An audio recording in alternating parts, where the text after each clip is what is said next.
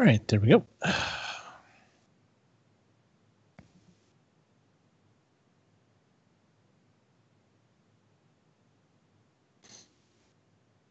Looks like I'm good to go.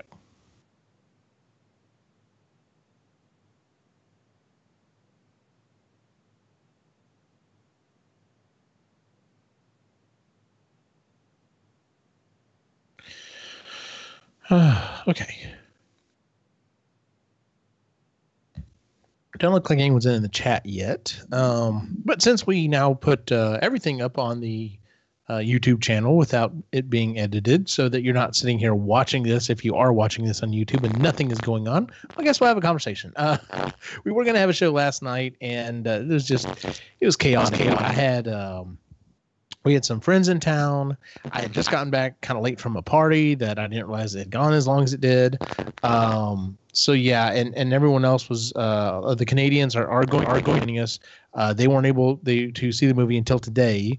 So and then Jennifer has been all over the U.S. trying to get back home. She finally got back home today, and it just worked out better for us to move it to tonight, Sunday night, instead of Saturday night. So, and then our next show should be from what used to be called Guys Weekend. We now are calling it Geeks Weekend because we have some ladies joining us.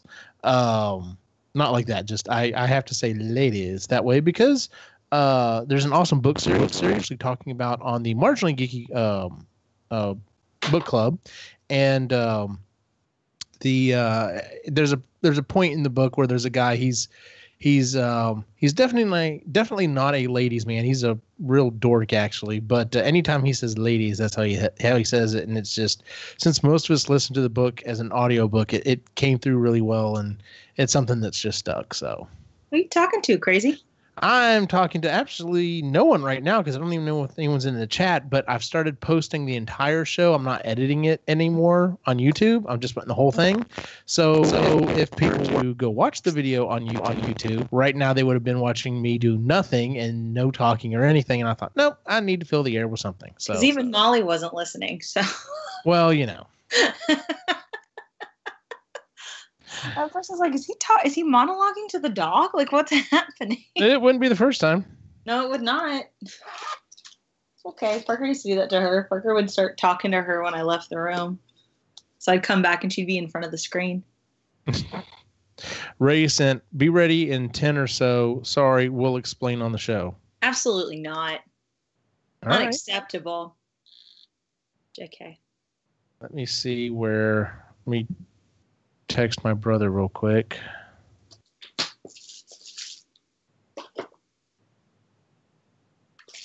He posted, I think he posted yesterday, or it was this morning.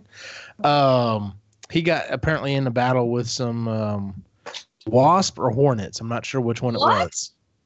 And lost the first round. Well. So, because one of the hashtags he put, or two of the hashtags he put were Benadryl and Bubba Gump Lip. Nice. So, yeah. Does he mean, oh yeah, Bubba, not Bubba Gump, but Bubba. Yeah. I was like, what's the name of the guy that's with us? Bubba, Lainey. His name is Bubba. Yeah. Jesus Christ. Where is this nail polish? Found it. Found what? Nail polish I was looking for. Oh, okay. Riveting. Well, I've been doing. I know. Yeah, I've been doing work around the house all weekend. I'm tired. I have to go back. I've got 3 days this week. I've got a Geek Fest meeting tomorrow. Do what? I have 3 days this week too. I have PD. Oh. I've got a 2-day thing with Havrilla tomorrow, so that'll at least be fun because we can write notes to each other. That's cool. Like adults. Yep. And then I've got one more on Thursday, and I've been moving horses all weekend. So, but they're moved. Oh, good. And they're in a nice, quiet little spot.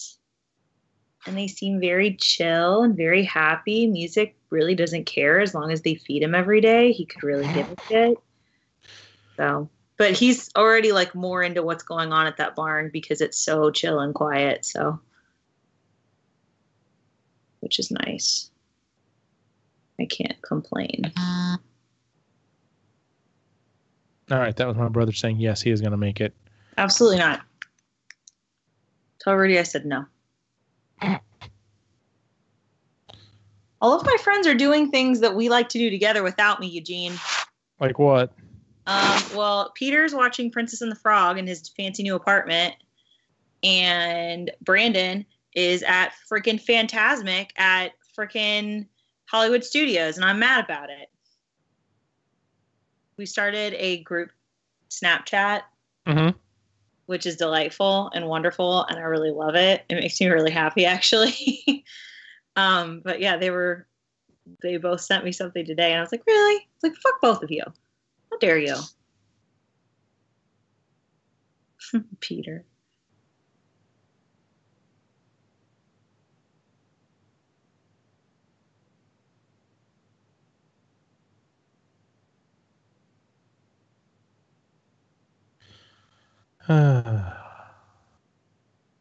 Okay, he said he's going to join us. Canadian should be on here. Jennifer's the only question mark. I'm pretty sure she got back. I think from her messages she got back, but yeah, she's had hell. She had hell coming home on American and hell trying to get there on United. So bless her heart. Fucking airports, man. Well, it's apparently they canceled the flight or something and had 2 people to try to help all 50 or 60 some odd passengers. So the last several like herself that were in line didn't get helped until it was already too late. So, Xavier's in the chat. What's going on, X? So,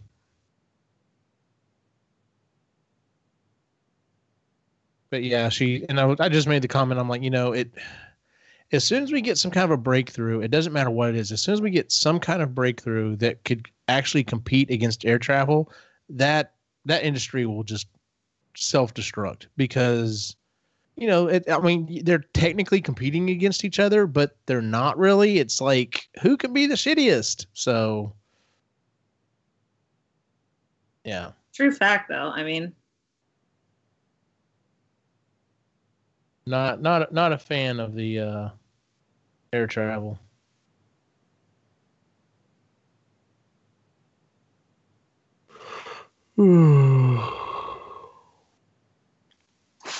Tired.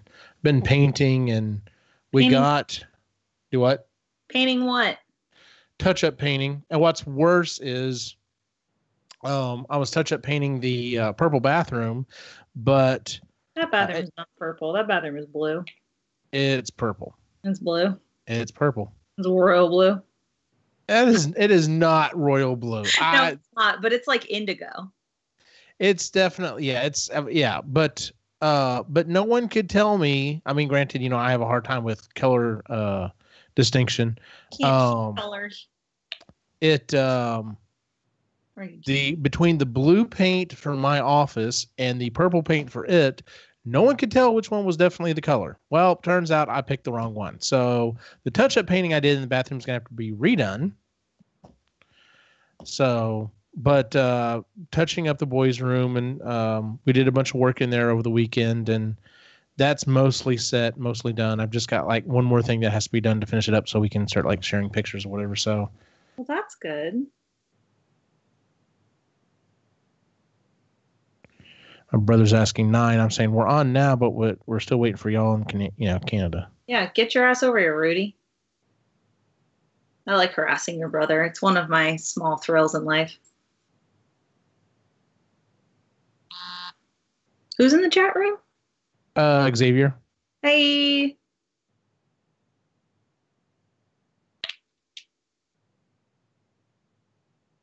So. I don't want to go to training tomorrow. I don't want to go to work tomorrow. Does anybody want to go for me? Any takers? I'm looking at you, Xavier. Come on. I've got to, I don't have anything big. I've got the piece that I need to hopefully fix my 3D printer at work. I need to do that. I need to try to continue reimaging classroom computers that I haven't been able to get to. And then I've got a Jedi Council meeting tomorrow evening for Geek Fest. So just tired. I don't blame you.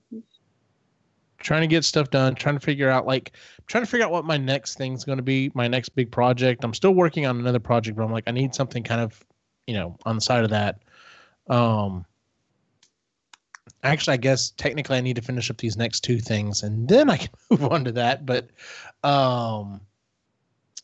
yeah, I'm still considering, the proton packs that I made for the boys. I'm thinking about doing 3D models of those so that they can be printed out.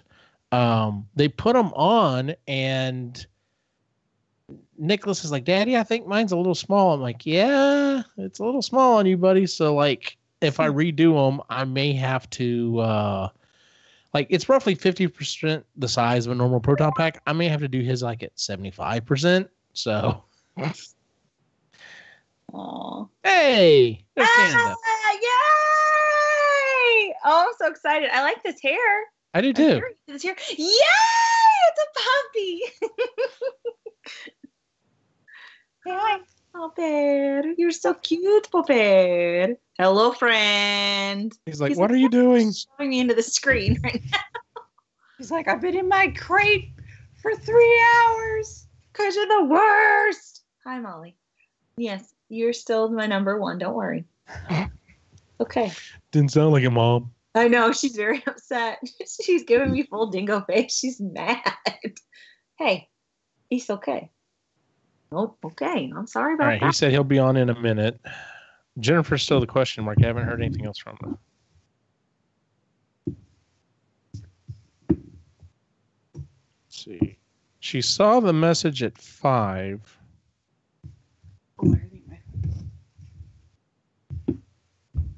So we'll see.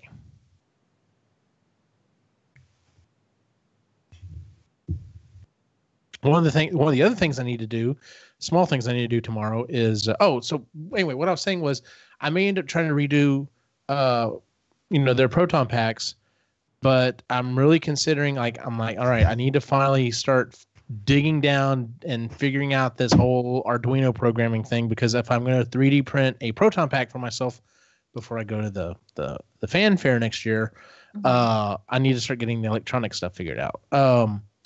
But I saw someone post on one of the Ghostbuster Facebook groups that I'm part of that it's a prop maker, and they sell a lot of Ghostbusters related stuff. It looks like he may be close. Now, he didn't say anything about a price, and a couple other people asked the same thing like I did, asking about a price, but it sounds like he may be close to a kit you can buy to make a PKE meter. And if it's reasonable, I might just go that route. Well, if it's reasonable, let me know how much it is, and I might go that route with you. So, hey, Ray. Wants up. Hi, friend. Hello. All right, I'm doing my nails while we're doing this because I am a multitasker, just like Oprah taught me. Nicely done. So what is this? Y'all are fine time-wise. Don't worry about it. We're still waiting on my brother, and we're not quite sure where Jennifer is. But so what was the problem?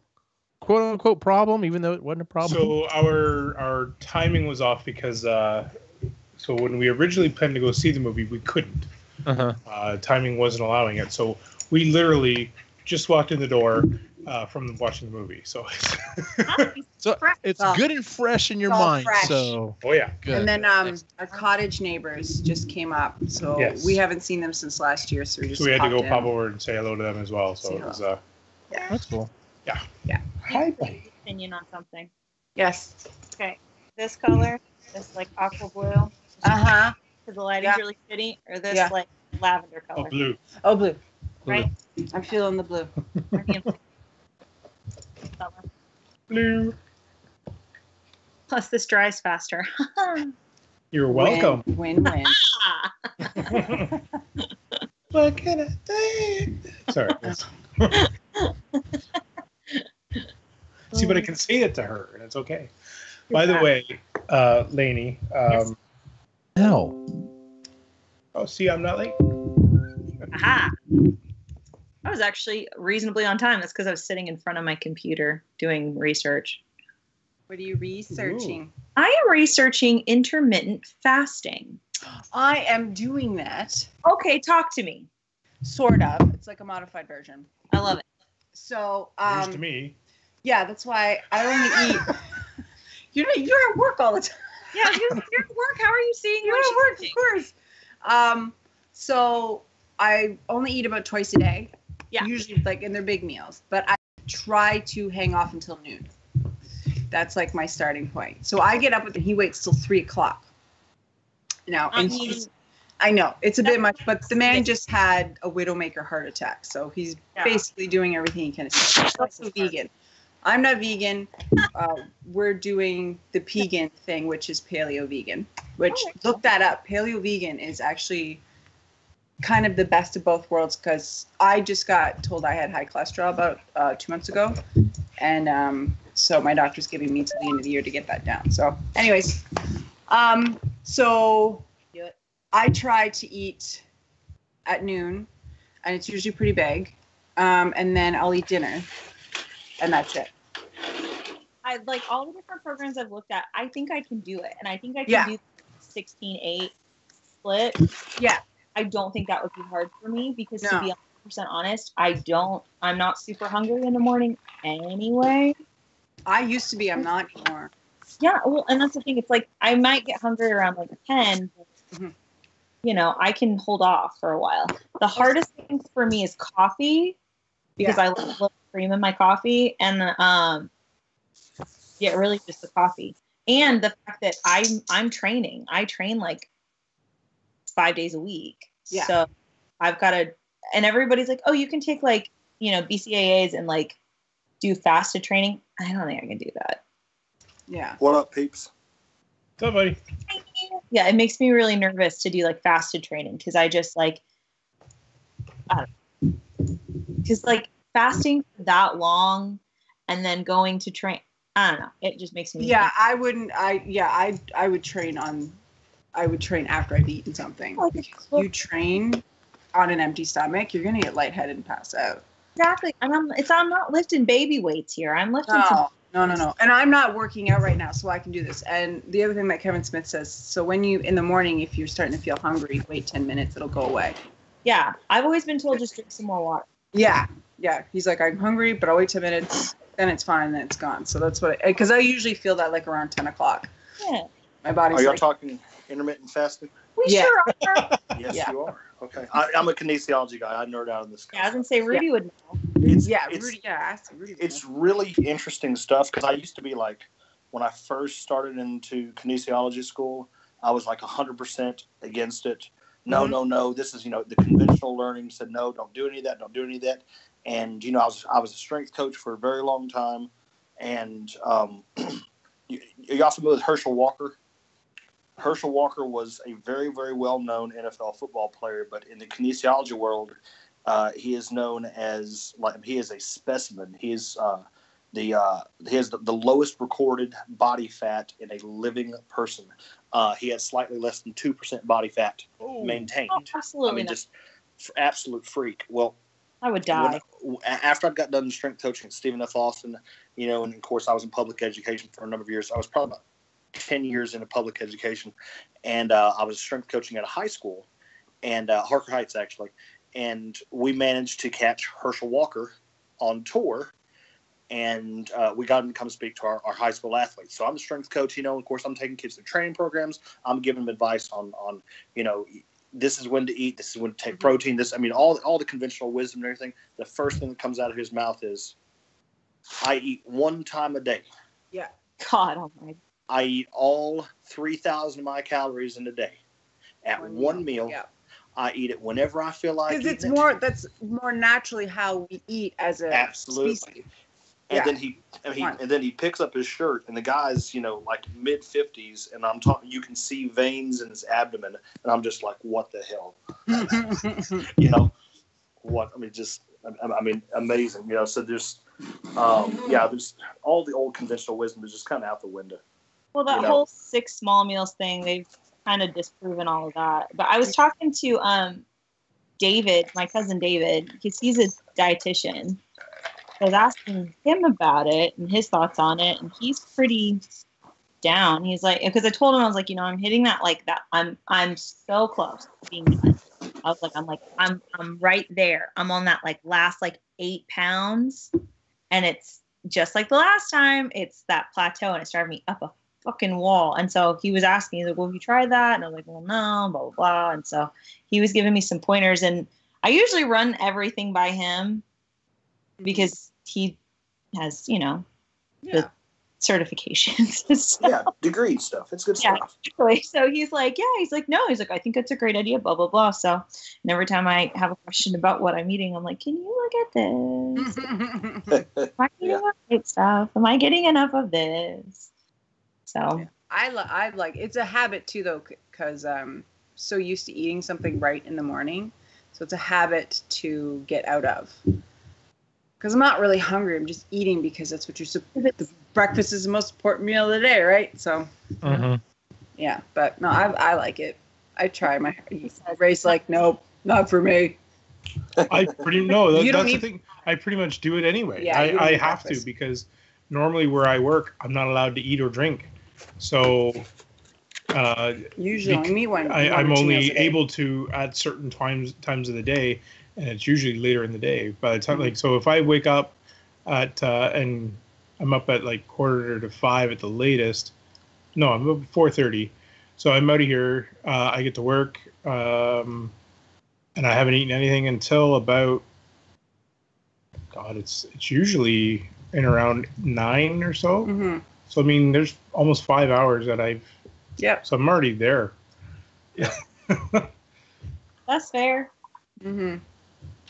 We're gonna go another 5 minutes and see if I haven't heard back from Jennifer. We're gonna go another 5 minutes, and if she doesn't show up, we'll get started. So sounds good. Yeah, I figured it couldn't hurt to try, and I like the fact that I'm not really changing what I'm eating because I'm eating really well. Like, I'm getting all the protein, all the fat, the healthy fats, and like what carbs I need. I'm getting like, you know, all that good stuff. I'm doing really, really well on that. I'm just like, it's the things like I get.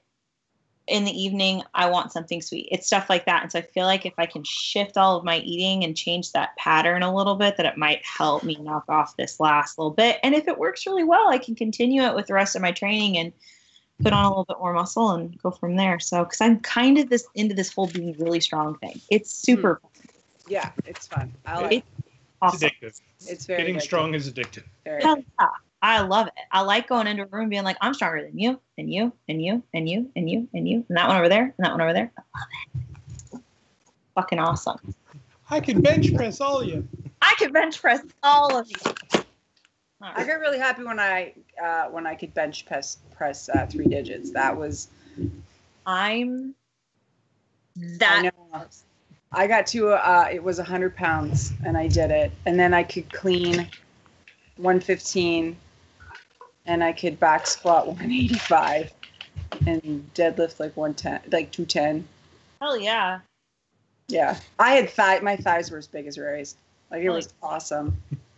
Dude, my quad. I was proud of my thighs. They were 26 inches. Yes. Hell yeah, girl. They're not like that anymore, but Find out how big. I have my measurements on here. Let's find out.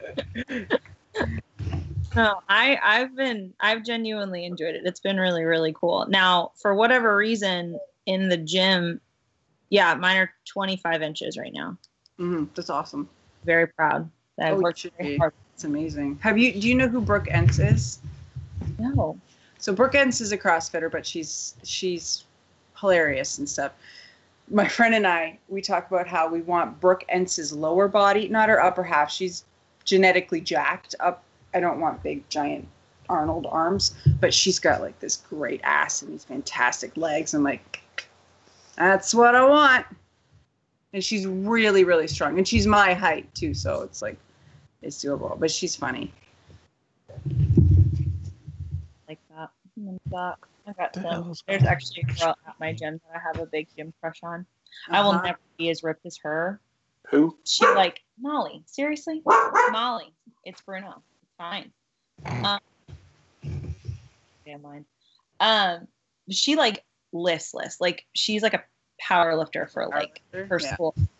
but she's like fucking cut as shit. Like, I like follow her around the gym and like watch what she's doing because like this bitch can train some upper body. Like, it's amazing. I'm just like, God damn, look at her fucking shoulders. Like, she's amazing. I love her. I'm sure she's seen me watching her. She's probably like, who was that? Like, weird. Who's the creeper? Yeah. This girl's following me around. You know, hiding behind Security, please. squat rack. Like, just, Yeah. what are you doing, friend? As long as you don't approach her like that. Hey, friend. Yeah, I would never. I would No. never. She could snap you in half. Yeah, don't do that. Easily, and I would enjoy every second of it. It would be an honor. There's another line you don't want to start off. It would be an honor if you would break me. It would be an honor if you would break me in half. Oh yeah. No, she's cool. I like her. But yeah, that's one nice thing. I'm noticing more girls like really lifting at my gym, which is cool. Which gym do you go to? I go to Illuminate in Heights. Oh, you like it? I do because I was at the Y. Rudy, have I told you my reasoning for leaving the Y? Mm-mm. Too many dads. Too many dads. Too many dads, yeah. Offering to spot me. Oh. And a lot of just like a lot of like my kids, like my students and like parents of my students and stuff that were there, and it just work was meeting me at the gym and I didn't need that, so I left. But I like Illuminate. It's smaller, but it's really quiet. They've got really good instructors and some chill classes, and yeah, I thought about that selling bad. my weights in my garage. That's like a sweet ass setup. Yeah, I got a lot. I got some old school stuff, but it takes up so much space in the garage. True. And I'd keep my elliptical. I'd keep like the tread climber, but like as far as my weights, Right. I thought about selling that and just getting a membership over to Anytime Fitness. Yeah. You know. Yeah. I've been because they have all the machines, and I like a lot of machine weights now. Just as many old stupid injuries as I have, it's nice to have some machines that limit range of motion. Well, your body is changing. Oh yes. Oh yeah. No. Getting older. I know some limitations. Let me tell you, I've jacked up some limitations before. Poor lady. We got a bar. We've got a bar. We just ordered a bar and 4 bumper plates, but we have to get the clips and then we can start lifting at home. Yeah. Nice.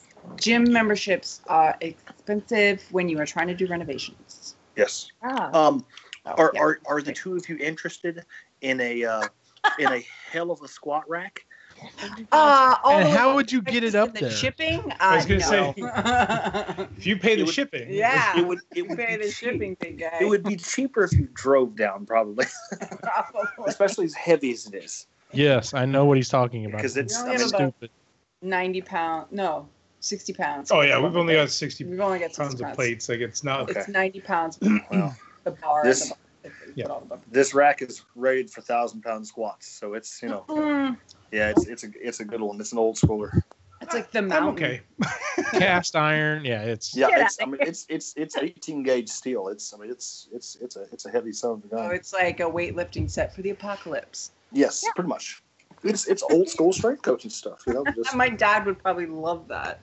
Oh, he's just looking at it and having it. My there. dad used to Yeah. lift weights in the 80s when he was a new cop.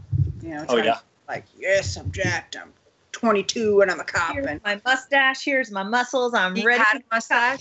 He had a Magnum PI mustache. Oh, Boom. nice. they wouldn't let you on the force with that one. No, Oh, yeah. not back in the early 80s. Aviators. But I think when he became a dad, he started getting the dad bod. Aww. Yeah, now he's all squishy. I But love he's a retired now. I appreciate a good dad bod. Dad bod usually means you have a lot of fun with your kids. I like dad bods. Dad bod. Dad bod. I have a mom. Unfortunately, I've got the Dad Bod Plus right now. I'm trying to get the Plus off. Dad bod plus. All right, we're gonna get started here. It is after 9, and we have Yes. some of us have work tomorrow. So I have I a hope for once. Okay, usually nobody's watching the parking lot at our job. Okay. I know, but still, Understood. you know someone on the inside. I still want to get there at 7 though because I'm leaving at like 3:30. So I'm putting 8 hours in and be like, well, look, it's been 8 hours. Bye. So Alrighty then. I'm hitting the I'm muting, hitting the intro. We'll get started. Here we go.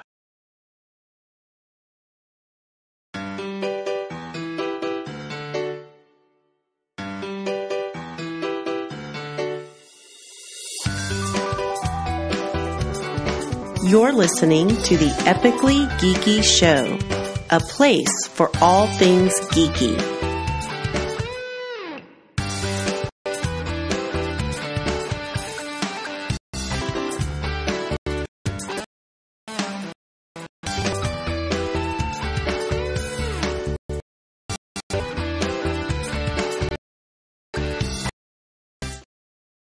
Fine. Welcome to boy, that was messed up. Let's do that over again. 3, 2, take 2. Welcome out to the Epically Geeky Show, episode number 94. I am your host for the evening, Eugene Stevens. We're having one of our discussion episodes, which means we bypass our usual opening question. Tonight, we are talking about Solo, a Star Wars story. We've done it with pretty much all of the new Star Wars movies. We had to do it with Avengers Infinity War. Basically, any of those movies that we have to go see and we have to think about, we have to intake. Yep. And then we have to talk about. So tonight's discussion is about Solo, a Star Wars story. So it is episode 94. We're gonna trying to keep to the 2-week schedule. We're probably gonna throw in a couple episodes extra here and there because on our 100th episode, we're hoping to do it at Geek Fest. So that should be kind of fun. So if you are in the Central Texas area in mid-August, it's gonna be hot as all hell, but come on by and meet us. It'd be a lot of fun. So tonight on the panel we have Lainey is rejoining us, Ray and Chris from Canada, and Rudy has returned. So we're missing Jennifer. We were hoping she was going to show up. There's a certain thing we're going to talk about tonight, and I was really hoping she was going to be on because I really wanted to get her opinion on it. Who knows? She may still show up and join us. We'll see. So with that said, we're going to jump into our discussion of Solo, a Star Wars story. We'll go around first. We'll talk about your thoughts before you went to see the movie, kind of where you were, headspace, what you were expecting, if you were expecting anything, were you excited, so on and so forth. And then we'll actually start talking about. So with that said, Ray, were you bored to this movie? Were you excited? Were you just what was your head before the movie? Tell us your feelings. Yes. Yeah. I don't know if I have any feelings. Oh, God. It's a safe place. We're ready. We're listening. So, well, for me, it was, like, starting off, it was I didn't know what to expect. I really stayed away from after the first 2 trailers. Like the second trailer got me a little excited, but I didn't really know what to expect or anything like that. I saw Donald Glover. He looked like he was nailing the role in the trailers. I wasn't sold on Han,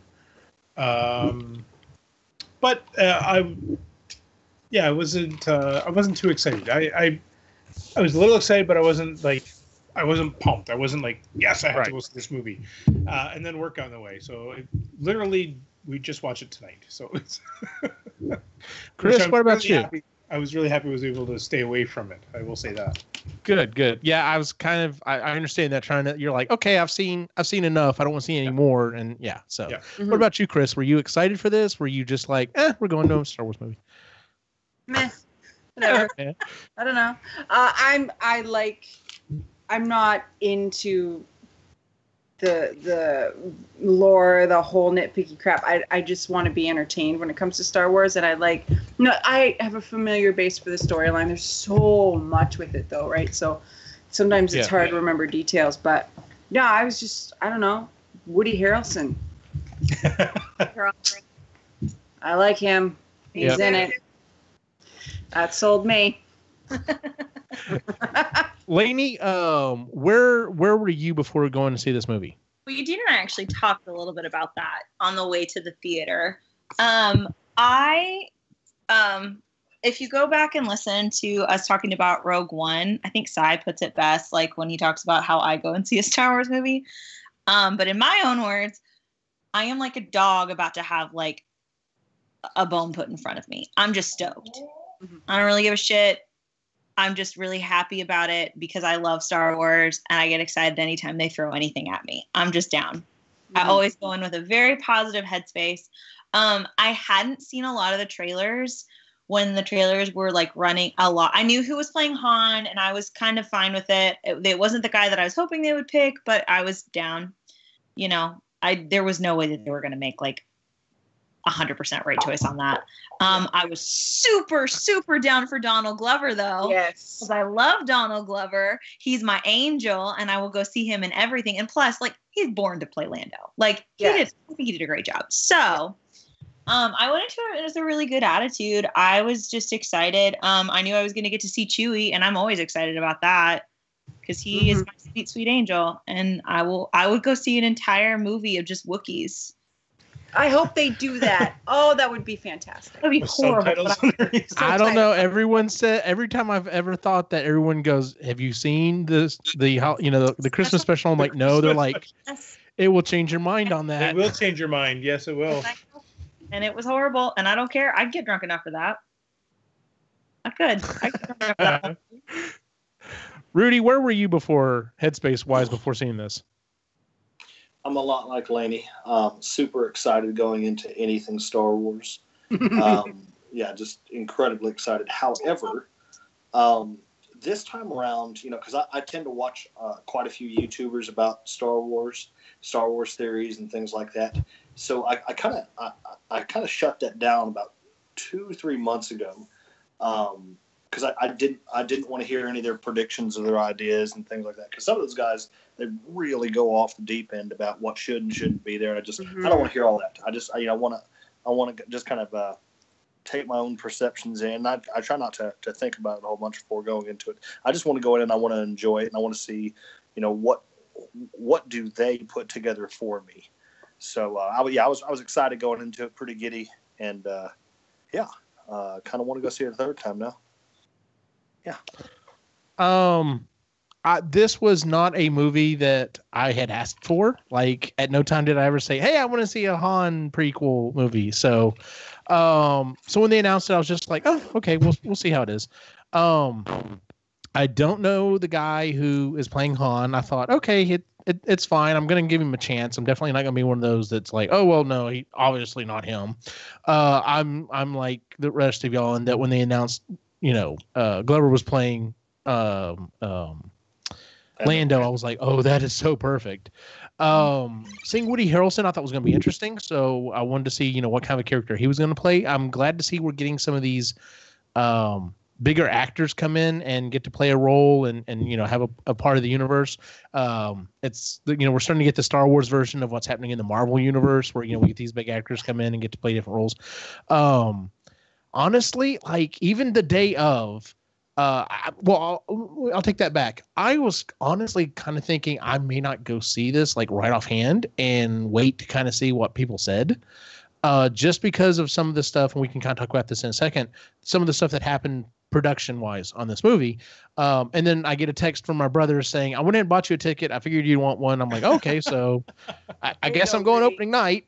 And then... Why wouldn't you? By the way, you owe me $50. Well, like I said, I just was like, whatever. So, but I didn't have low expectations for it, but I also didn't have high expectations. I literally was just going to go and be like, all right, I'm just going to see how this movie is, and hopefully I enjoy it and everything else. So, go ahead. Really fast. I don't really feel either like I feel like Disney obviously like hyped it like the last 2 weeks before it came out, like they always do. But I don't really feel like there wasn't a huge presence in the parks about it. Nope. There just hasn't been a ton of. This is Bob Iger. Underpublicized. Yes, this is what Bob Iger always does. He's like, and also this, and he just throws it out there. So I don't know. I wish he would promote shit better. Yeah, I agree to that it was not promoted as heavily as I think it should have been. So, especially as a follow-up from Rogue One, right? Like, yes, like you know how the feeling was with Rogue One, all of that. So why wouldn't you hype this a little bit more? You don't have to show things that like they didn't. You don't have to ruin it by showing too much in a trailer or anything by that. But plus, the 3 beloved characters in this movie that you could have totally played on. You really didn't have a lot in Rogue. You really didn't have any in Rogue One. None. There weren't any. No. This was a big thing, fucking Chewie. Yeah. Hello, dumbasses like me can just do anything for that Wookiee. So I don't have a problem with that. I feel like Disney kind of shot themselves in the foot with that one. Agreed. Fuck.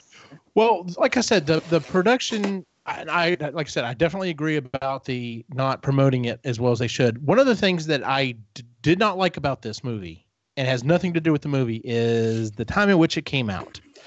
I was thoroughly getting used to Christmas time equals Star Wars. You said that in the car. Yeah, it would have been better if it came out in December. What's funny though is that the original Star Wars is what started the summer blockbuster. Like that is the beginning of the summer blockbuster, But I just, there's so much stuff going on in the summer. I would rather have Star Wars to me is Christmas, because my Christmas tree has tons of Star Wars stuff on it, and I would prefer it. I would prefer it if it would keep coming out on Christmas. So the other thing was so a couple of buddies and I went out to the movies last week, and we were like, well, do we want to see Solo or do we want to see Deadpool? And each of us were like, well, I'm more in a mood for a comedy than something that I'm not sure of. Mm-hmm. And I know what I'm getting with Deadpool. I don't know what I'm going to get with Solo. So we all said saw Deadpool 2, which, by the way, fucking hilarious. I want to see it. I haven't seen it yet. I hope to see it. I don't either. It's on the list. We'll talk a little bit about pre-production before we get into the movie itself.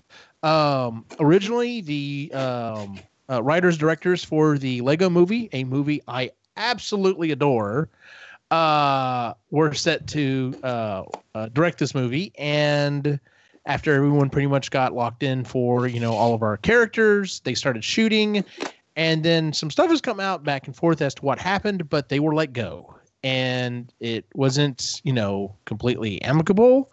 And it's been said, I've heard people said they were making it too whimsical, too funny. I've heard people. I've heard some people even go back and say they said they thought they were making it too dark. Like they thought it was going to be, they actually brought on more levity to it. But in any case, so usually when there's a massive change like that usually is not so great for the movie itself. And they bring in Ron Howard, and at that point I thought, well, it can't be that bad because Ron Howard does not do bad work. And everyone was kind of agreed. It's the reason why they brought Ron Howard in is Ron Howard is safe. You're going to get you're going to get it knocked out of the park sometimes, but it's never going to be bad. It's going to be at least a decent movie. And the book that we read, How Star Wars Conquered the Universe, at one point, Ron Howard was set up to supposedly direct one of the prequels. And I would have loved to have seen a Ron Howard directed prequel. That would have been awesome. But I was excited to see Ron Howard was doing this. And then, like I said, it's kind of been back and forth. The movie opened up at under what they were hoping initially. Let's see, what was the opening weekend? Opening weekend was 84,000, so not even quite 100,000. But I mean, what came out that opening weekend? I'm not sure what came out that opening weekend, but like freaking Avengers is still killing it in the theater, and then Deadpool came out. Like there's still other stuff. Yeah. Again, so, fucking we're not looking at a goddamn timeline. Continue. Yeah, and as of right now, as we're recording this June 10th, right now it's raked in 176 million domestically, with another 136 million foreign, bringing it to 312 million. This is right now half of what Rogue One brought in. Rogue One was around the 400 million mark. And let me just say this. I heard this said on a podcast, and I agree with this. Someone brought up the fact that, what do you think Ant-Man and the Wasp is going to make? Less than that. Even if it does that, let's say Ant-Man and the Ant-Man bring in, say, $150-200 million. They're going to consider that, a good. But you cannot compare it to, say, Infinity War. Mm-hmm. And they're like, people need to understand Star Wars, I think, is going to try to start getting into that realm. Like, you're going to have the big tent poles. You're going to have episode 8, 9, we're going to have the big episodes, and then we're going to have the small stuff. And it doesn't have to be, $500 million every single time. Mm-hmm. But, So we'll see about that. All right, so let's get started with the movie itself. Just really quick, overall, in 2 or 3 words, what did you think of the movie once you saw it, Ray? Thankfully, it wasn't broken for me, so my jaw dropped when that happened.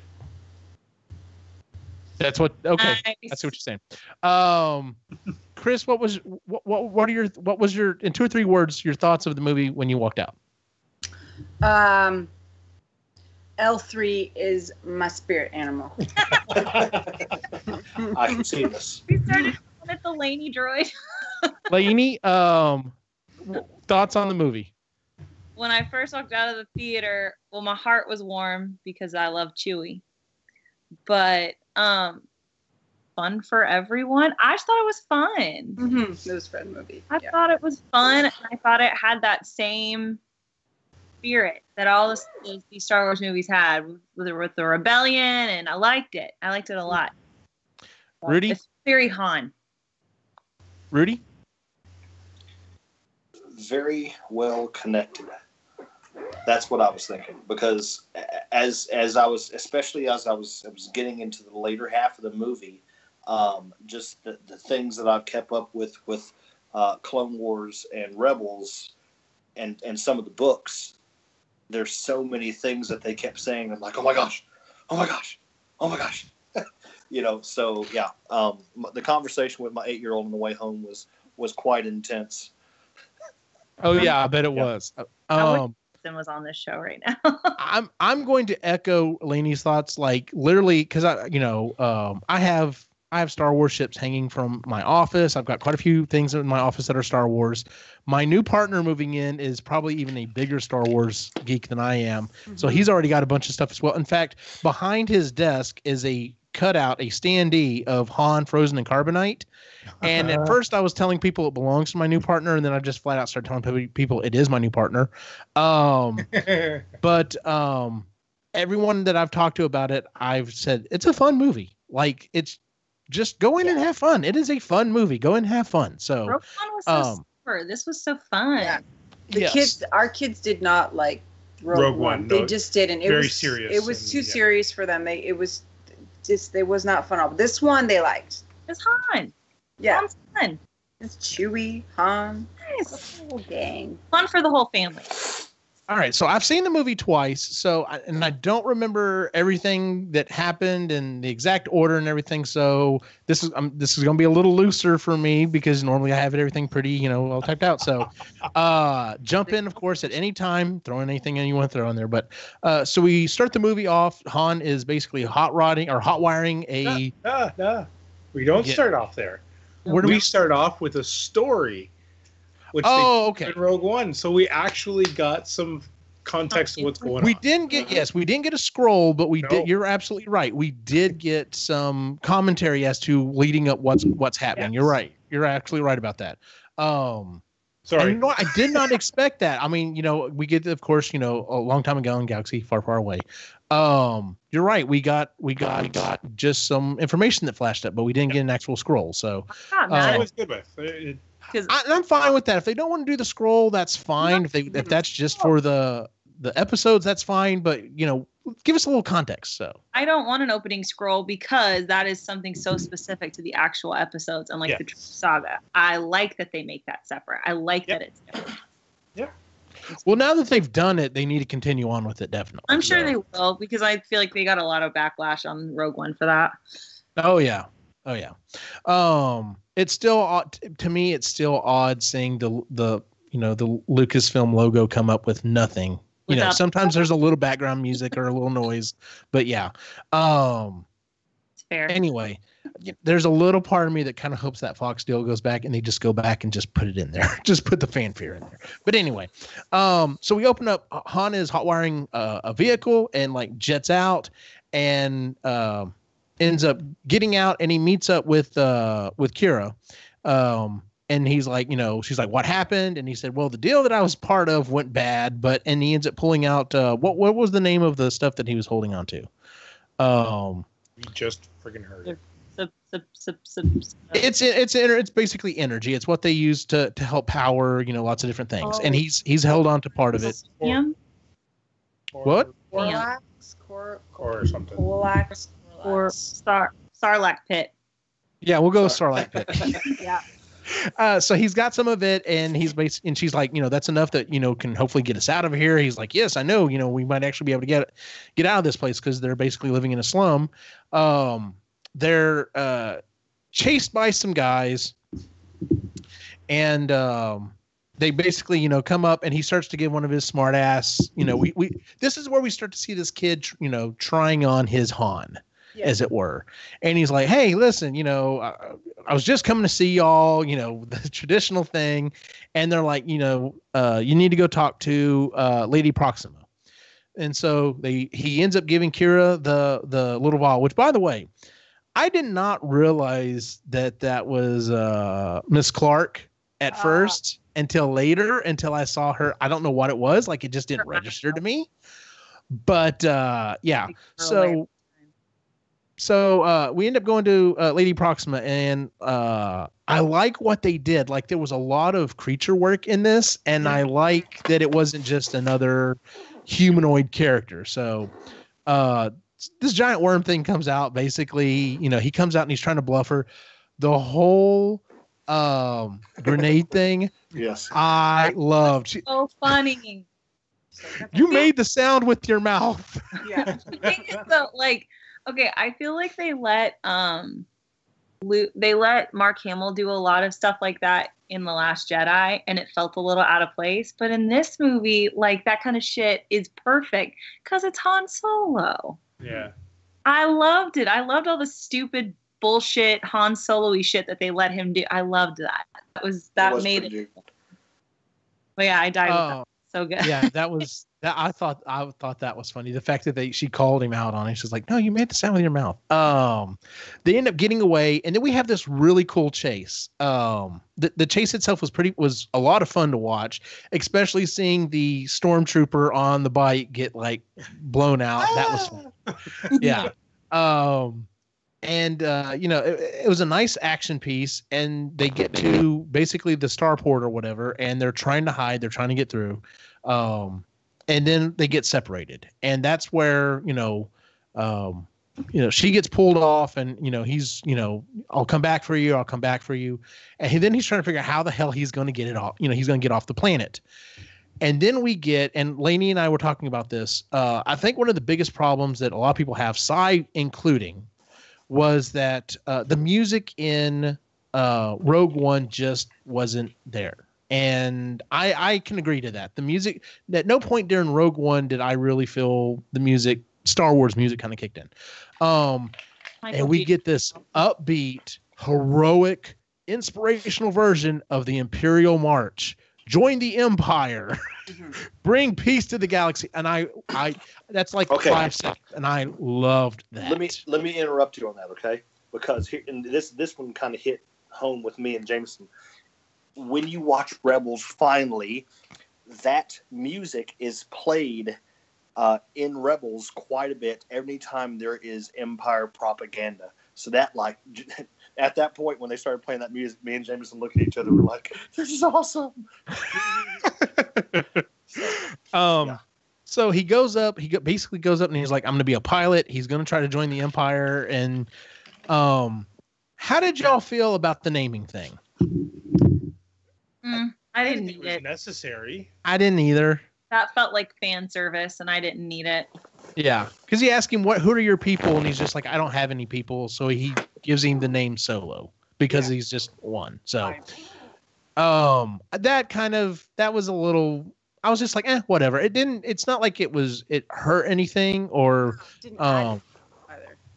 Didn't need it, but didn't bother me. Yeah, we didn't need it, and I agree to that. And something that I've heard and someone else say was they sat down when they were watching the movie, they kept expecting something to come on and like stomp on something that they liked, or kind of like take something they liked and run it through the mud. At no point in this movie do I feel like that. Like, yeah, that was kind of cheesy, didn't really need it, but at no point did I feel like they really crapped on anything that I loved in Star Wars. So, And then the next scene is this awesome, and I would love to see a Star Wars movie like this. It's like in the trenches, battle, freaking blasters going off, you know, an AT-ST getting dropped down and immediately walking off. I would love to see a Star Wars war movie like that. That would be kind of like a World War I battle, like they're in the trenches and it's just muddy and everybody looks fucking miserable. That's more what I thought Rogue One was going to be. Yeah. You are not the first person I've heard to say that. A lot of people thought it was going to be that's what Rogue One was going to be too. Well, that's what it looked like it was going to be when you first sat through the first 10 minutes of the movie. Yeah. So, so we get that, and then he gets introduced to a character who he thinks is a commander or commander, captain. He thinks he's a captain. He gets introduced to Beckett, who's played by Woody Harrelson. Mm-hmm. I love Woody Harrelson's character in this movie. Yeah. The image of him like standing up on the hill, blaster in each hand, blast, flip him around, holstering them. Yep. The badass cowboy Woody Harrelson was awesome. So, and the perfect person for, you know, you could see Han Solo, you know, basically wanting to be. Emulate, but yes. So yeah, we get introduced to Woody Harrelson. He figures out pretty quickly that he's not actually a captain, and he's actually running a scheme. And he confronts him and Val, and who was the other one? The other pilot. Yeah. Is it Rio? Yes, Rio. Yes, Rio. Which, by the way, Jon Favreau played his voice. I didn't realize that. Oh, did he? Okay. He sounded familiar. Yep, that was Jon Favreau. There you go. Of course it was. Which, by the way, I also love that character. Like that was I enjoyed his character in there. So, yeah. What were you saying, Lainey? Said maybe we'll get a Rio movie next. There's some other characters I'd like to see first. I'll be honest. So we have. He basically says, I want to join up with y'all. They basically tell him no. They turn him into the Empire, basically, and say, oh, hey, you know, he's actually a traitor, blah, blah, blah, take him away. And they're like, we're going to throw him in with the monster. And he's like, what monster? And these two guards throw him in this pit. Mm-hmm. And we start hearing these loud roars. And at first I'm like, what kind of monster is this going to be? And as soon as I saw some hair, I was like, oh, damn. I knew it was time. I had no idea in my head how I wanted Han and Chewie to meet. It was perfect. This was just as good as anything else I could have ever come up with. I love the fact that the first thing they saw was Chewie wanted to kill Han Solo. Just to eat him. Just to eat him because he was hungry. Yeah. We haven't fed him in 3 days. This should be fun. No, I was very upset. Yeah. Got very mad. By the way, the guy they've got playing Chewie now, I think is great. I think it's yeah. It had to happen. Poor Peter Mayhew, he just can't do it. No, he can't do it anymore, and you know it's barely do it when he was doing it. Yeah, that's true. Yes. Well, he's so tall, and you could tell his knee joints are just. Yeah, and this guy's definitely not on the short end either, especially. That scene later on where they're first meeting Dryden, like he is towering over everyone in that fucking room. He's the actor. He's a Scandinavian actor. He is 6'11". Yeah, so he's a little shorter than Peter Mayhew because Peter Mayhew was like 7'3", but he's really tall. So one thing that I wasn't sure of, did I see Bosk? No, they mentioned him.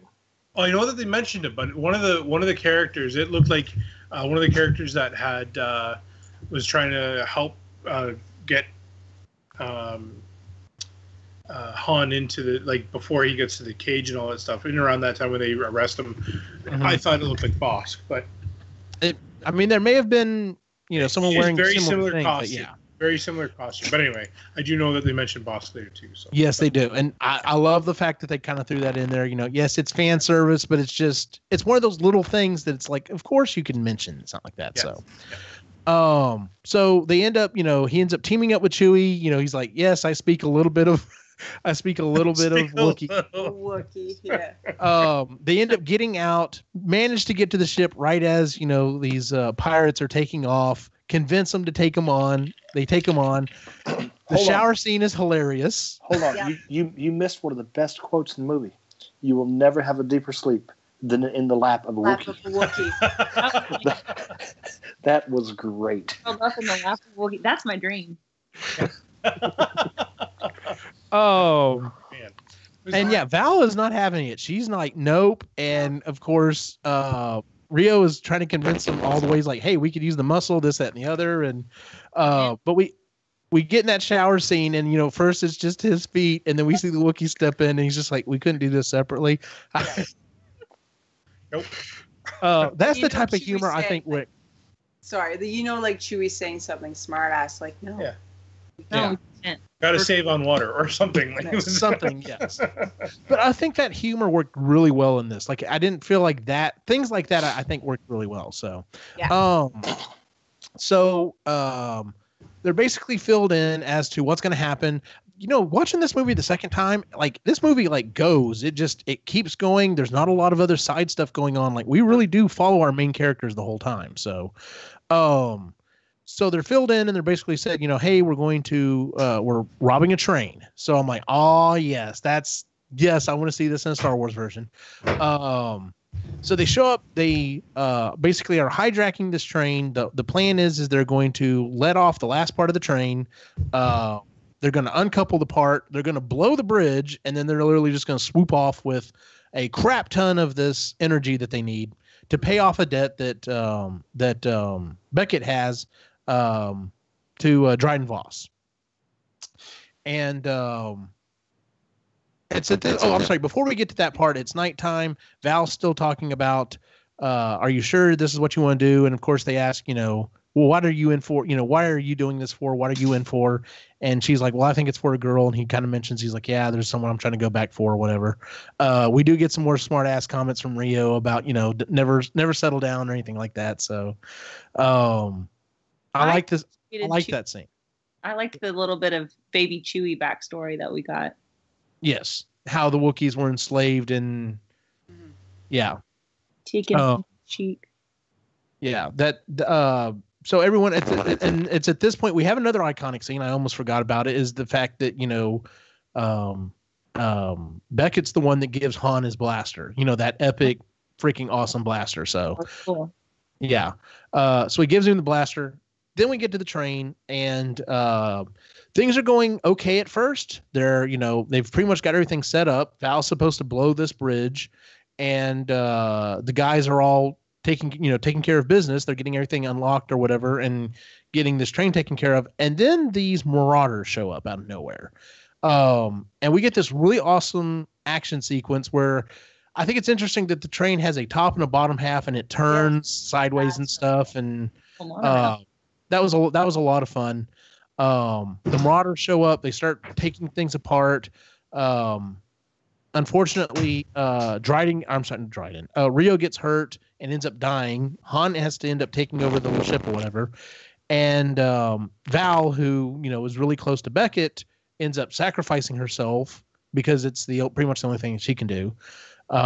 Which basically just crushes him. And then on top of it, they end up losing the shipment. No one ends up getting the shipment. Not even the marauders get it. And then the next thing we have is in the snow. Beckett's talking about he's just buried his two friends, and he like punches Han in the face. Han's like, listen, I don't have anything else going on. Like, yes, he tells me, if you come with me, you're going to die. They're going to see you. They're going to kill you. If they don't kill you right now, they're going to kill you eventually, but you are going to die if you come with me. And he's like, I don't have anything else to do. Like, I'm down. I'm with you. So, I do love the fact that he doesn't at any point ever volunteer him and Chewie both. Because he looks back at Chewie, he's like, well, what about you? He asked him, what are, just because I'm doing this stupid thing, are you doing it too? And Chewie's like, yeah, sure, I'm in for it. So, and he's like, well, how are we going to find this Dryden character? He's like, oh no, we'll find him. And about that time, this giant ship flies by. Yes, the yacht. Yes. Which is basically a skyscraper just floating around in the air. so we get on board this, this luxurious yacht, and Beckett's telling him, listen, don't talk to anyone, don't look just look down, don't talk to anyone, don't do anything at all. And just before that scene, we saw, because they asked where the, what's his name was, the bad guy, guy with the scars all over his face. Dryden. So we find out who plays him, and because that was something that I wasn't prepared for either. Like, I really stayed away from it. So yeah, I love that actor, Paul Bettany. Paul Bettany, yes. Yeah. So we get up on the ship, and the first thing that we see is they're walking in this place. We have this woman that's all decked out in gold, and she's singing this alien language. And there's like this frog-looking thing kind of floating next to her, and then it starts to like sing as well. And I'm like, this is so Star Wars. I loved that part. I wasn't sold. I was okay. I was sold. I was like, yep, this. Right, I get it. I'm good. And so Woody Harrelson's character Beckett goes off, and he's trying to figure out what's going on or whatever. And Kira shows up out of nowhere, and she confronts Han. Beckett shows back up. He's like, I thought I told you not to say anything. Han's like, I'm trying to do this job to get a ship, and I was going to go back for you. And she's like, well, no, you don't have to. And she won't say anything as to why that is, how she's there, why she's there. We get nothing. The rat. Other than she hasn't left. Yeah. Yeah. And then we enter Dryden Voss, who is played by Paul Bettany, and I liked him as a villain in this. He did a really good job in this. Yep, he's a great actor in general. I mean, yes, he is. So he comes in and is doing this traditional psychopath, basically. Like, he's very calm and collected, but listen, you fucked up, so I have to kill you. It's nothing personal. It's just you have to die now. I got no other options. Yeah. Let's talk a little bit about his office, though, because you can very clearly see Mandalorian armor in the background. Mm-hmm. Which I thought was that. I was like, okay, well, that's cool. It becomes even more cool later on when my brother and my nephew fill me in more as to what's going on with that. But it's like, listen, you fucked up. You really can't make this up. There's no other way that you can find this stuff refined. And then Han starts shooting his mouth off. He's like, well, what about unrefined? And they're like, well, you could get it from this one place. Shut up. Exactly. And if you watch Woody Harrelson's face while he's doing that, his acting is real, like, you can literally see him going, what are you saying? Shut the fuck up. We're already about to die. Like, you're gonna like get us killed, like even worse, if that's possible. And then Chewie, pipes up, well, we could take it to this one place. And so he's like, all right, well, cool.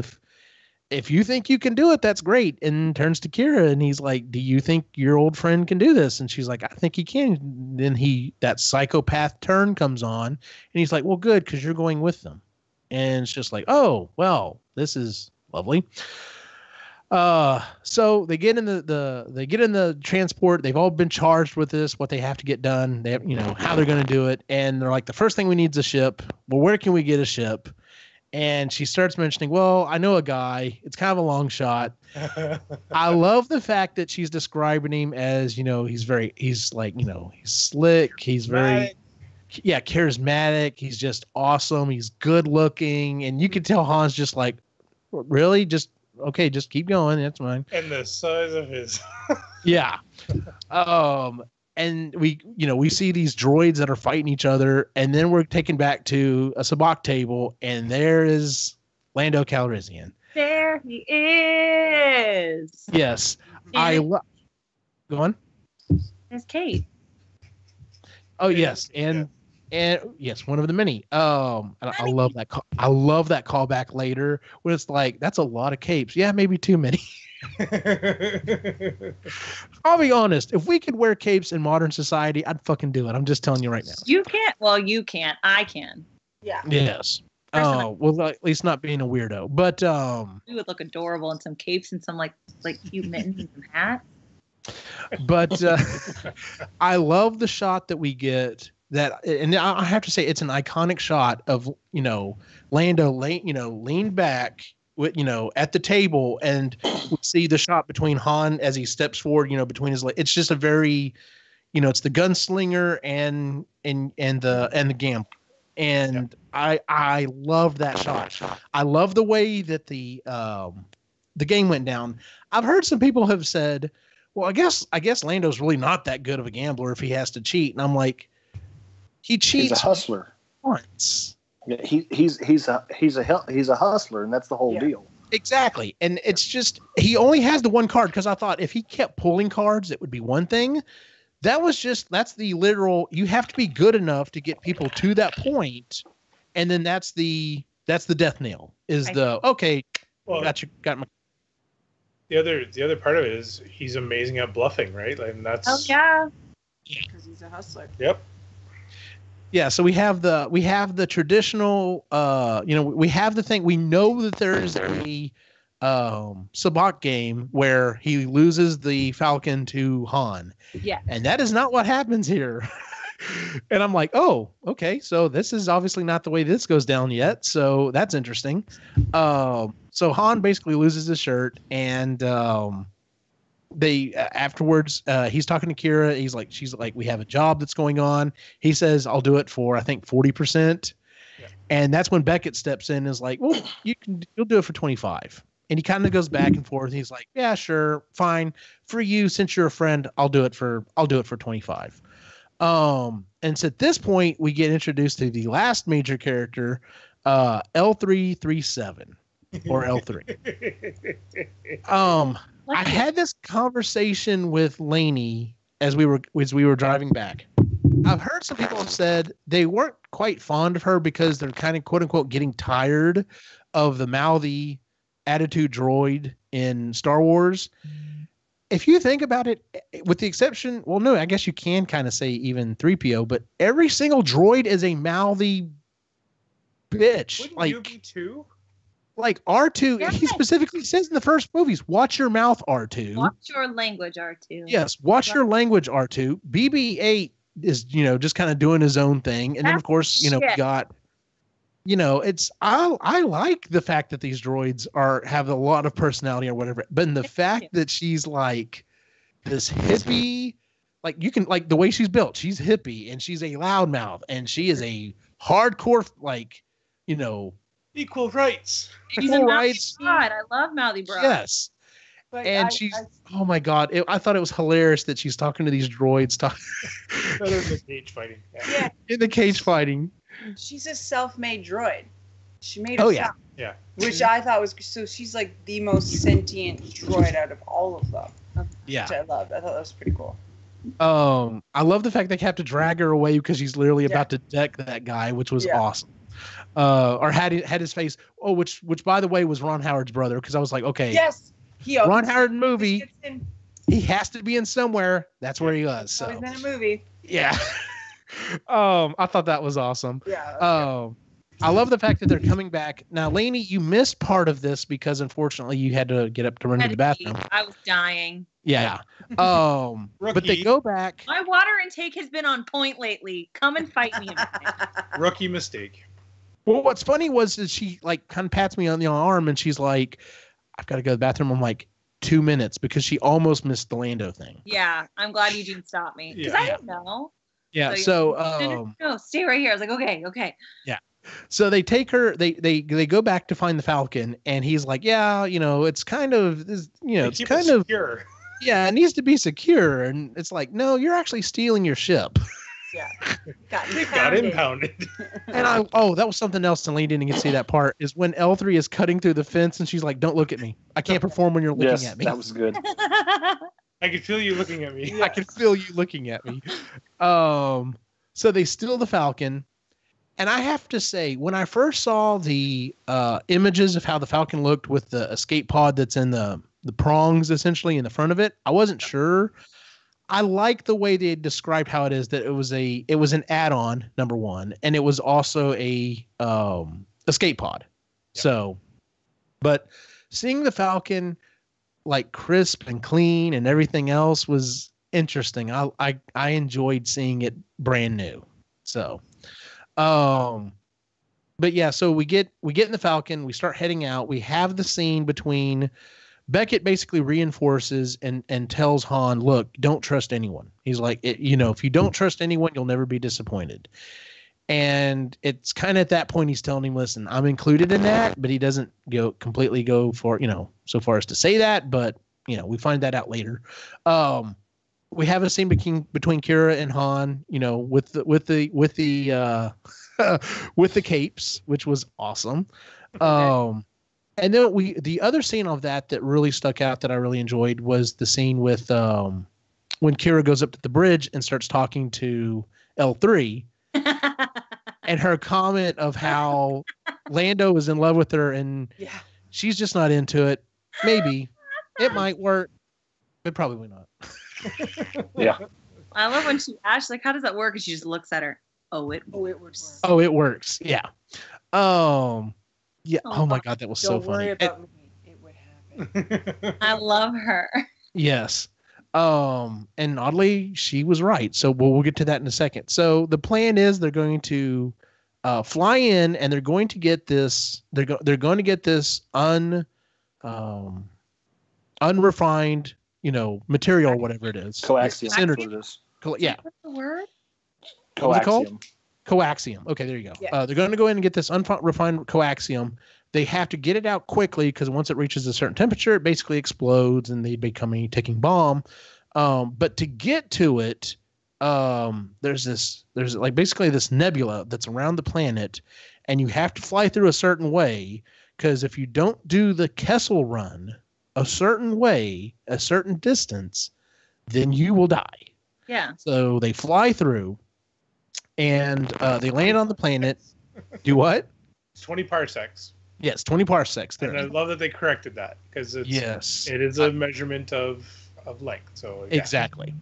Because that's been one of the longest running things. So, so we get to we get to the planet, and the plan is they're going to pass off Han and Chewie as slaves. They're trading off.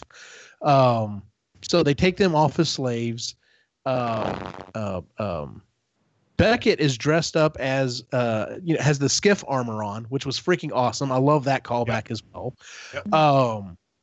And they go in and they basically start taking this place apart. So Han and Chewie escape, and then you start looking for this place. While the rest of them are in the bridge, we get another cool scene where Beckett's basically just shooting everyone, which, like I said, with the double blasters is fucking awesome.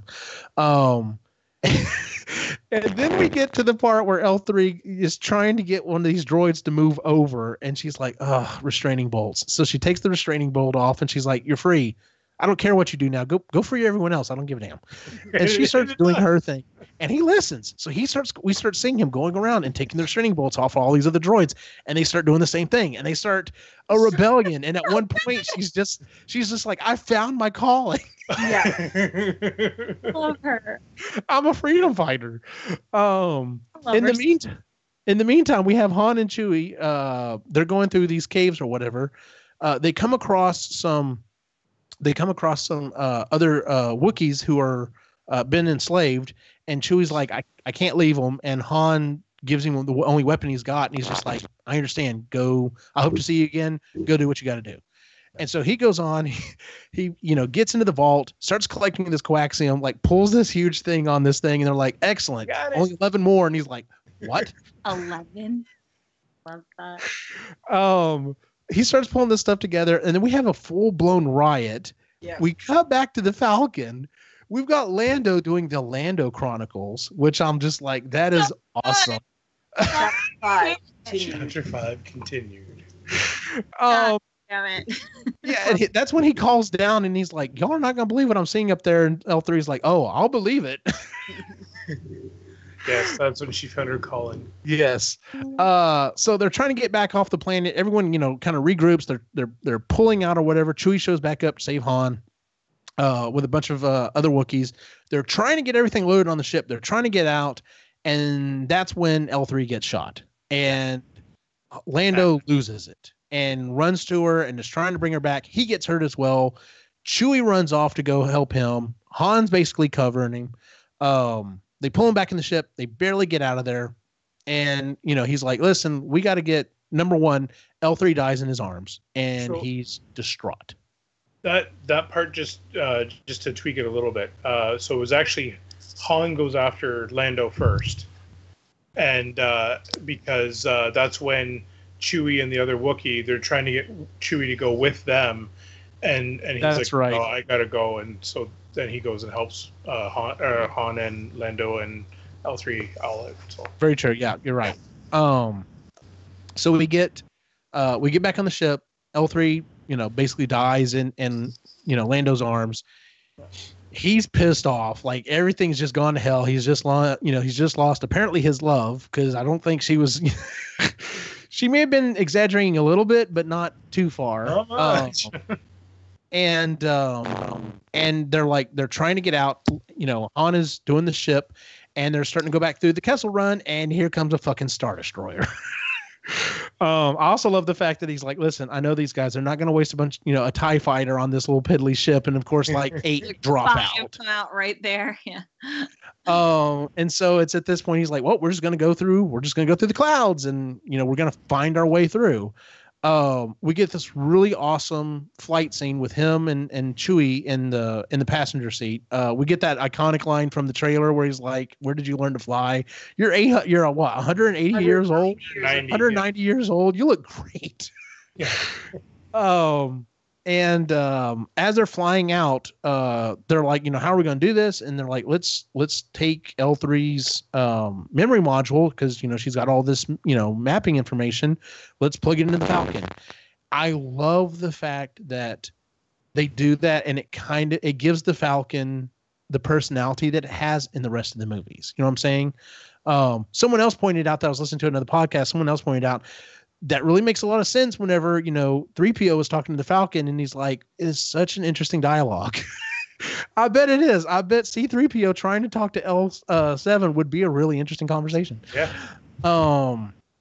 So we end up, there's this giant monster. There's like a black hole. This giant monster starts getting sucked into the black hole, still swatting at the Falcon. They're trying to get out. We get the traditional, one last shot to get out. They end up flying out. They barely make it. They basically crash land on this little planet. Like they come in hot. It's just boom. We're needing offload immediately. No, we're already here. They get that taken care of. I love that scene of Lando standing there. He looks like hell. He's been hurt. He's looking at the Falcon that looks like it's never going to take off again. And Han comes up and he's just like, well, not a bad. And he's just, I hate you. Oh my God. Speaking of that, I completely forgot about that. I love the fact, going back to the gambling scene, that little dig of Han. It's Han, but it's okay. But that's okay.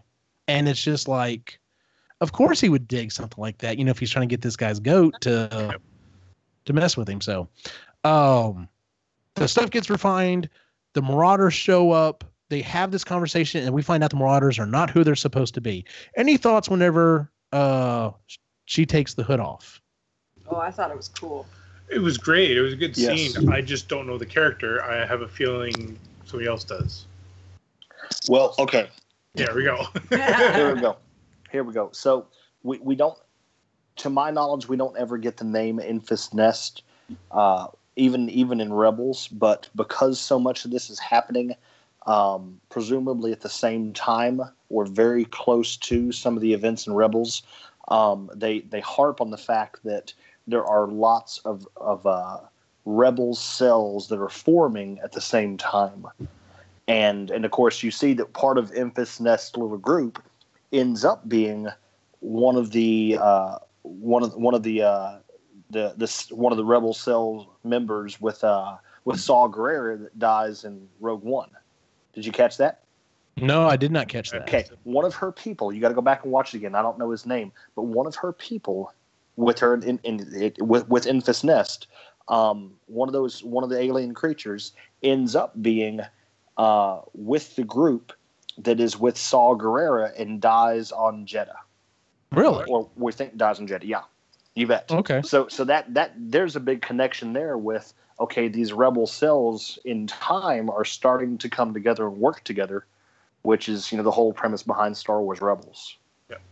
So I could really, really see where they could take a Solo 2 and make more connections, which we'll get into the rest in a few minutes here. Keep going. Yeah. Okay. So we come to find out the Marauders are not the bad guys. They're actually the good guys. And that kind of puts us in between a rock and a hard place. And it's at this point, they're like, well, what are we going to do? How are we going to handle this?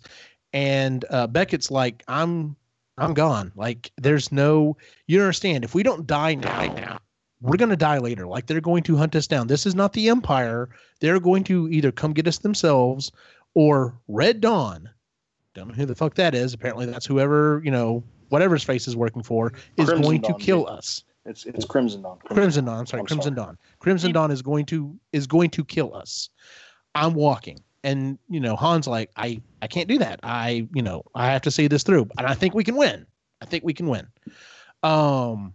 So they, Dryden Voss shows up and basically they go on board. It's Chewie and Han and what's her name? Kira go on board, and Dryden's like, oh, what happened to Beckett? And they're like, well, he died, blah, blah, blah. And he's like, I'd like to see the stuff. They're like, oh yeah, here's the stuff. And we'd like to keep working for you. And it's at that point, he, basically turns over and he's like, how did you make it look real? Because it looks like the real thing. And they're like, well, what are you talking about? I was like, I know what's happening. My informant has turned on you. I know what's going on. Initially, Han thinks it might be Kira, and he's like, no, it wasn't her. And that's when he calls Beckett in. And Beckett has basically, double-crossed him. Yep. And you can tell Han is like kind of heartbroken at this point. Yep. And so we find out that, he's like, listen, kid, you weren't listening. You weren't paying attention. And he's like, no, I was paying attention, and you're right. People are going to act the way they want to act. And then that's when we find out that down on the planet that the little fake insurrection that they had going was a ruse, and that it's not fake, whatever it was called, down there. It was the coaxium. Thank you. So they get the drop on all of Dryden Voss's group, knock them out. Which, by the way, love the fact that we got to see Warwick Davis face character. Yes. Because he's a big part of Star Wars. The biggest guns too. Yes, exactly. And once they realize that, it's this thing, it instantly becomes, oh, well, so that's the actual coaxium, and there's really no one here fighting for you, Dryden. And that's when Beckett turns on everybody, tells Han, put the stuff back in there, tells quote unquote big boy Chewie he's coming with him, and walks out. And at that point it becomes basically a kind of a Mexican standoff. Dryden runs for his blades, I'm assuming, have something of a lightsaber going on to them, because they literally fucking cut through everything. Yeah, that's very similar to what the guards of the Praetorian guards had. Thank you. Yeah, and it's very similar technology to what Enfys Nest has in her staff, which, might I say, Enfys Nest is probably one of the coolest fighters Rudy that we've seen. Told me about this character like 10 times. Amazing. I love it. Yeah. Hard for this character. So we've got Han with a blaster. We've got, I'm sorry, I keep saying the wrong one. What's his name? He's got his blades. He's basically fighting off against him, and then Kira seems to take out Han, and instead of killing Han, which he initially thinks she's going to do, she ends up fighting off Dryden and kills him. Yep. And then she promises Han that, listen, you've got to go save Chewie. I'm going to be right behind you. Go. We're gonna get out of here. We're gonna make your dreams come true. It's gonna be awesome. But go save him. Why? So Han runs off. Yeah, Han runs off, and she takes the ring that's on Dryden's hand and uses it to basically lock the ship down. And this is when, and then we get the surprise of the movie. We get her talking to Crimson Dawn, and this hologram comes on, and all I see is this hooded character, and I'm like, oh shit, she's talking to the Emperor. because she's explaining the situation. The coaxium is gone. He's dead. We got double crossed. Blah blah blah. And then we get a voice, and I'm like, "That's not the Emperor." Timeout. And if you've been watching Rebels, it confirmed what me and my son were like: Crimson Dawn, Crimson Dawn, Crimson Dawn. Yeah. Okay. Go ahead. Yes. So the whole time during this movie, I had no. Now, here's the thing. So it's me, my nephew, and then my brother, right? And when the first time the name Crimson Dawn comes up, I can see my nephew going like that to his dad. And I'm like, okay, this obviously ties into something I don't know about. But yes, so the big surprise in this movie is he takes off the hood and it is Darth Maul. I'm sorry, just Maul now, right? Just Maul. Just Maul. Yeah. It is played by Ray Park, but the Ray voice Park, is yep. by who does the cartoon though. Mm-hmm. So, at that point, because I wasn't expecting it, and then I'm like, "Oh, please!" No let it one be. was. No As one he's fucking was lifting it, expecting. I'm like, Well, "Fuck Yeah. yeah!" I knew. But I knew only because I read an article that said Ray Park was reprising his role as Darth Maul. It was voiced by a different person, but it's him. So I was like, oh yeah, of course it's him. I read that article. I had heard none of that, So- so it was a complete But the surprise.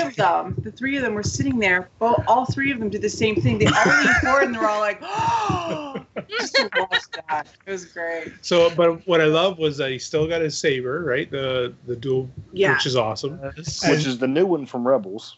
Yeah, and then the other part that I really liked as well is that they've aged him, right? Like, Yeah, he looked older. he looked Yes. older, and obviously he survived the fall and everything, like being cut in half. So I'm like, The second time I went and saw it, being a little more prepared and less in awe, I kept staring at his legs, and they did a really good job making the Me mechanical too. legs. Yeah, I saw that too. So I'm so happy. Like, they've fixed a lot of little things in this movie that I'll get to the last one here in a minute, but I'm glad that they brought this character back. It was such an underutilized character. Everybody loved him, and we're gonna see him again, and I'm really excited about that. Yep. So we have Han basically catches up to Beckett and Chewie and gets the drop on him essentially. And Beckett's giving him the speech. He's like, listen, apparently you were listening, blah, blah, blah. But it's, I'm about to teach you, the number one lesson. And Han shoots him out of nowhere. This is the other thing they fixed. Yep. Han shot first. They And the always fact that shoot he first. tells him, you did exactly what you should have done because I would have killed you. Yeah. So yeah, he kills Beckett, and him and Chewie, grab the stuff. They head back. They give all of it except for one little thing, one little vial. I'm sorry, no, they give them No, they gave it all. They gave them a vial, yeah. And ask what they're going to be, ask what they're doing. Oh, I'm sorry, that was yeah. So, so they do that. They, at this point in the movie, it kind of you feel like we're pretty much wrapped up. And then we cut to a scene on some planet with it's a tropical planet or whatever. And we hear Lando giving, wrestling up people talking at another sabacc table. Han and Chewie show up. He's like, oh, hey guys, it's good to see you. And he thinks they're about to kill him. And it's at that point when he shakes Han's hand, Han finds the card, pulls him in close and pretends to forgive him for everything. We have another game, and that's when we see, him trying to basically take him one more time and realizing he doesn't have the card, and Han wins. And as you hear him say multiple times, fair and square. Yep. Fair and square. And then, of course, we end the movie the only way a fucking Han Solo movie could have ended.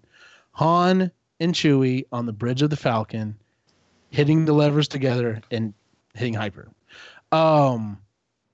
We already said pretty much all we enjoyed the movie.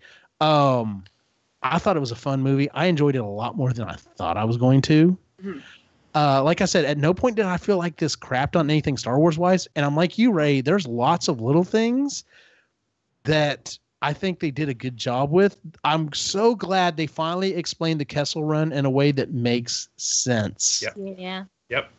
Yep.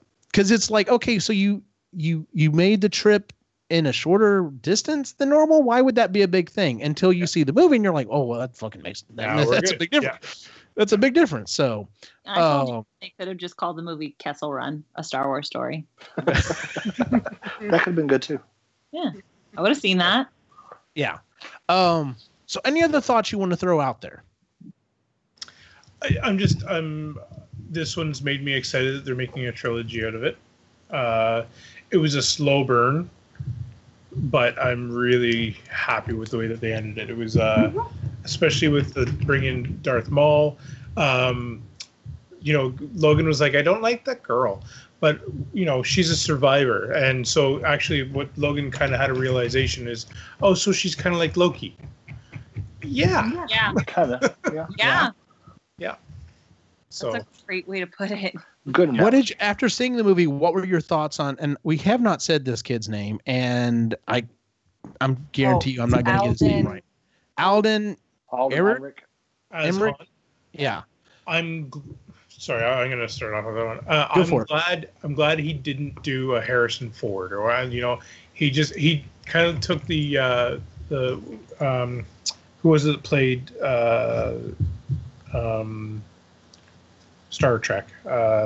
Chris Pine. Chris Pine. So he kind of took Chris Pine's approach, where he's not trying to recreate the character. He's playing it the way he would play it, and he's not trying to recreate what Harrison Ford did with the character. So there was little hints of what some of the mannerisms and stuff. I thought he did a really good job with. But it wasn't overdone by any means, and I appreciated that, because if you're just trying to hit like a Harrison Ford impression, it's not going to work. Yeah, I agree. I don't know if we'll ever see him as Han. Like, who knows? Who knows? There may be people that, like, when they think Han Solo, they think of him. Oh, who knows? It may happen. It may not. But I brought up to my brother, like, when I say, and I told Lainey this, of course, she has not seen all three of the prequels. She told me that. I didn't realize that. I'm an procrastinator. Yeah. When I hear Obi-Wan Kenobi, who do you think of? Ewan McGregor. No. That's who I think of too. I don't. I don't anymore. Nothing from Alec Guinness, but that's my... No, it's not. It has nothing to do with Alec McGuinness, but I was sort of forced to watch the first set of Star Wars movies, so I wasn't really into them. And then it wasn't until after we started watching things together that we watched the prequels. I'm like, and I was a fan of Ewan McGregor's anyways. I didn't know anything about Sir Alec McGuinness. I will say, out of the prequels, there's only a couple things that I actually did enjoy. Ewan McGregor and Ray Park were two of them. And bringing Ray Park back as Maul, I think that's a great move. And I keep hearing that Ewan McGregor's doing an Obi-Wan. Yeah, but have they fully announced it yet? Because I know we're getting one of the things that came out of this is we got definite clarification. They are doing a Boba Fett movie, which after watching this, I am so down for. Yeah, I hope they do, because I'd like to see an Obi-Wan. Yes, I would too. Yes. Okay. Can I rabbit trail for a second here? Yeah. Yes. Because I've got a rabbit. Don't sound disappointed. Okay. So once again, Eugene, part of your summer must be watching Rebels. Okay. At least Rebels, even if you don't. Okay. Now here's the thing. So going back to Clone Wars. In Clone Wars, there's a huge story arc where that's where we first get Maul back. And Maul, basically, he and his brother, they kill all the leaders of the crime syndicates. They become the bosses. They actually overthrow Mandalore, and this is where the Darksaber comes in, which the Darksaber eventually does return in Rebels. So does Maul. But this movie is happening before Rebels. Okay, so we have, and Rebels goes right up. I mean, like literally up to Rogue One. So now we're in another very interesting time frame, and there's so many things that were introduced in Rebels. Then of course, my son is asking me, he's like, "Oh, Dad, are they going to do another? Are we going to see Inquisitors? Maybe. We might see that. Are we going to see Ahsoka? I would give my left arm. Yes, I would. Yes, son, I would. So yeah, there's a lot of amazing things they could do with this if they choose to. Yeah, so exciting. It's ridiculous. Yeah, I'm excited to see everything else that's coming out. Hopefully they'll stick to Christmas. I'm just saying that's. Yeah, I know it's nitpicky, but still. Christmas time's a better time for Star Wars. Yeah. So, let me see if she got back to me. Jennifer said no, she wasn't going to make it. Oh crap, she did. Yes. I asked her. I said real quick, what was your think on L7? She said the droid. I'm like, yes. I was hoping she was going to get back to me. Maybe she will here in a second. So with that said, let's go ahead and move on to our picks and pans for the week real quick. Would anyone like to go first? I'll go. All right, Lainey, what you got? I don't know if I've already talked about this on the show. I don't think I have. There's a podcast that I started listening to that has been really funny and has been a really nice little distraction, especially with like school ending and everything. Everything's been very busy and crazy and nuts. But it's a comedy podcast. It's called Entry Level. It's done by Brooks Wheelan, who's a comedian. He was on SNL for a little while. No one knows who he is. That's fine. He's actually really funny. But it's literally all about, he interviews different comedians and musicians and stuff and talks to them about like the jobs that they had leading up to them, like really breaking into their career. And as someone who has had 110 different random jobs, it speaks to me on a very deep level. And it's so fucking funny. He's hilarious the way that he talks to them. Like he always talks about he worked at like a cave at one point, like giving tourists like tours of a cave. And he was like, yeah, and it sucked and I hated it. And he talks about working at like Papa John's. Like, it's just really funny to listen to other people who've also had those same shitty jobs that you've had. Like I listen to people talk about having to work in a kitchen. I'm like, yep, I've done that. I remember that. That was shitty. Let's talk about it. It's so funny. So yeah, Entry Level by Brooks Wheelan. It's hilarious. It comes out, I think, every Monday. It's really, really good. So it's like a nice little start to your morning. It's pretty funny. Real quick, Jennifer got back to me. She said, I loved her. She's woke as fuck. I feel like that's me as a droid. And I'm like, yep, that's what I thought too. That's the geeky ladies as droids. I love it. In fact, I think I told my brother that we walked out. I'm like, that's like Jennifer Hetzel as a droid. I'm pretty sure you said that. Yes. So, real quick, I'll go ahead and throw mine in real quick. I've got two quick. Picks. Number one, the Lego Movie 2 trailer dropped. First off, the soundtrack that they picked for the trailer, fucking Intergalactic. I'm always down for that, but I loved that movie so much. The first one. I can't wait to see the second one. What was funny was I was showing my boys that, and it went from that trailer to the Wreck-It Ralph 2 trailer, which I told my brother, I'm like, have you seen this trailer? Because it literally has Star Wars and Disney princesses in it. Like, this movie is going to be made for your kids. And then, of course, it went into a trailer for The Incredibles 2, and I'm just like, my God, there's a lot of good animated shit coming out. Like, I can't wait. In fact, I'm more excited for some of the animated movies coming out than I am for everything else. And then the other pick I had was Friday was Ghostbusters Day. It was the 34th anniversary of the movie coming out. And what's odd, though, is the day before Sony and Wizard World announced they are teaming up. And this time next year, they are having the first ever official Ghostbusters fanfare. It's going to be held in California at the Sony lot. Dan Aykroyd and Ivan Reitman are definitely going to be there. You fucking know what's his face that plays Winston's going to be there. They said they're working on trying to get some of the ladies from the new movie there, which I would be completely like, yes. I went to my wife and I said, hey, this is happening a year from now. Is there any way this could happen? And she's like, I think we can make that work. So I have a year basically to figure out the best way to get my ass to California with a proton pack. Because I'm fucking going in gear. So yeah, I've got to figure that out. And I told Lainey, I said, since this is going to be such a big event, I'm really considering, I love my proton pack. I did a pretty good job on it, but I'm really thinking about 3D printing one, and this may light a fire under my ass and get it done. So yeah, that may be something that I'm working on over the next year. So, but yeah, so the Ghostbusters fanfare, I can't wait to get more and more information on this. So, We shall see. Ray, pick or pan? So I've got a pick. I will do the Stanley Cup playoffs are over. Yes. So it was really good. Washington Capitals won over the Vegas. So this was all good news, like all good stories, right? You had the inaugural team making it to the Stanley Cup final.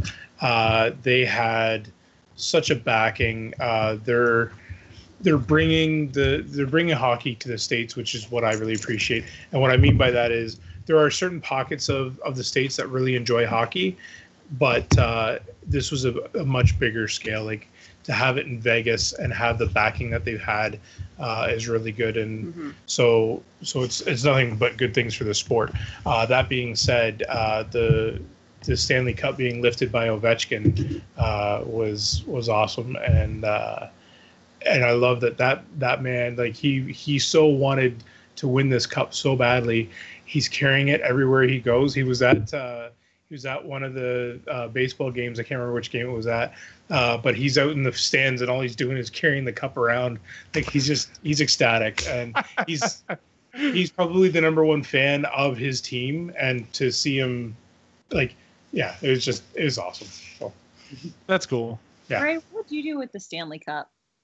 He'd die of just like. What would you do with it? Like if you because like every player gets it for a day. Like what would you know do? What my favorite one is they ate cereal out of it, so they should put. I was gonna say that's what I see you doing. I would. I'd be watching something on TV, eating cereal out of the Stanley Cup, or chips, or a bowl of chips. Yeah. I feel like I'd drink a beer out of it, like at a dive bar or something.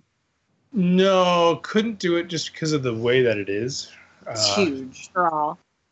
Oh, jeez. Can't drink straw. Out of a straw. Beer out of a straw just doesn't sound right. Yeah. But it has to be a metal straw because Jennifer may be listening. You have metal straws. Oh, there they go. I reuse. Chris, pick or pan?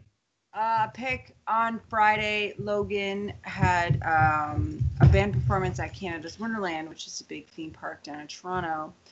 And I took biggest theme park in Canada. Well, no, I think the one in Edmonton. No, it's just normal. Anyway, it doesn't matter.